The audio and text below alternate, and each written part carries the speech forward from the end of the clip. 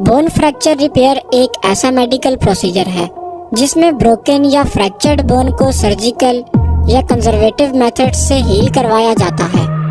इन procedures में इस बात का ध्यान रखा जाता है कि टूटी हुई बोन को प्रॉपर पोजीशन में होल्ड किया जाए ताकि बोन हील होने के बाद पहले की तरह नॉर्मल फंक्शन परफॉर्म कर सके।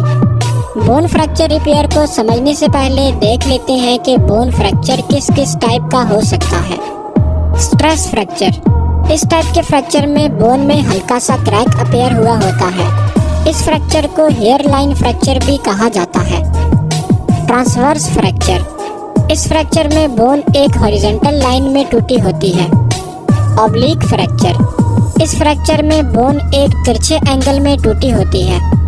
स्पाइरल फ्रैक्चर, इस फ्रैक्चर में बोन किसी ट्विस्टिंग फोर्स की वजह से स्पाइरल कर्व बनाते हुए टूटी होती है। कम्युनिकेट फ्रैक्चर, इस फ्रैक्चर में बोन 3 या इससे भी ज़्यादा पीसेस में टूटी होती है। ओपन और कंपाउंड फ्रैक्चर, इस फ्रैक्चर में बोन टूटने के बाद सराउंडिंग्स टिश्यूज या ऑर्गन्स में घुसी होती है या फिर स्किन से बाहर को निकल आती है और ज़्यादा डैमेज कॉज कर रही होती है। चलें अब बोन फ्रैक्चर रिपेयर की डिफरेंट टेक्निक्स को बारी बारी देखते हैं।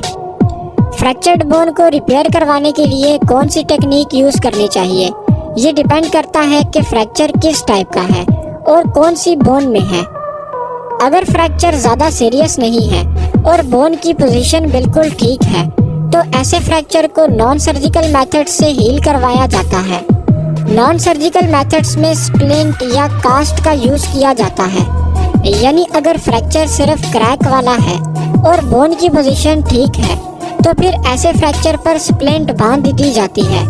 और अगर फ्रैक्चर में बोन अपनी पोजीशन से हटी हुई है तो फिजिशियन बोन को अलाइन करके कास्ट बांध देता है। बोन को अपनी पोजीशन में लेके आने को क्लोज रिडक्शन कहा जाता है। कास्ट एक हार्ड हो जाने वाली पट्टी होती है, उसे फ्रैक्चर्ड बोन के गिर्द लपेट कर किसी एक डायरेक्शन में होल्ड करवा दिया जाता है, जिससे बोन की मूवमेंट रुक जाती है और बोन रिपेयर होती जाती है। कास्ट को यूजुअली 2 से 4 हफ्तों तक लगे रहने दिया जाता है और फिर इसे खोल दिया जाता है। ये तो आ गए नॉन सर्जिकल प्रोसीजर्स। इसके अलावा अगर फ्रैक्चर सवेयर हो जैसे कि कम्युनिकेटेड या ओपन फ्रैक्चर तो फिर सर्जिकल टेक्निक्स यूज करके फ्रैक्चर को हील करवाया जाता है। Number 1, external fixation.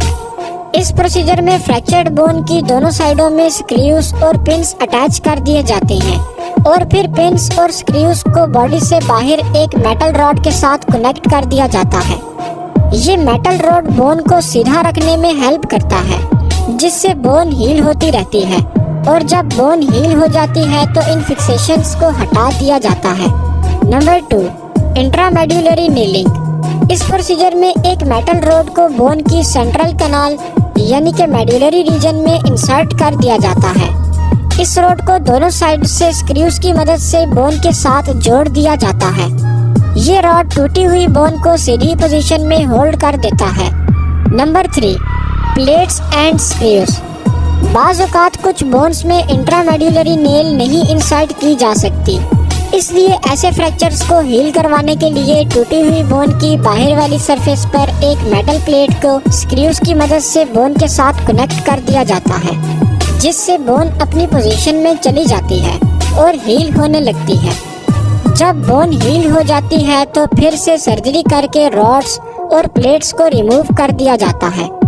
सर्जरी के बाद आपको मेडिसिन्स प्रिस्क्राइब की जाती हैं, जिससे हीलिंग का प्रोसेस फास्ट हो जाता है और इन्फेक्शन होने का खतरा कम हो जाता है।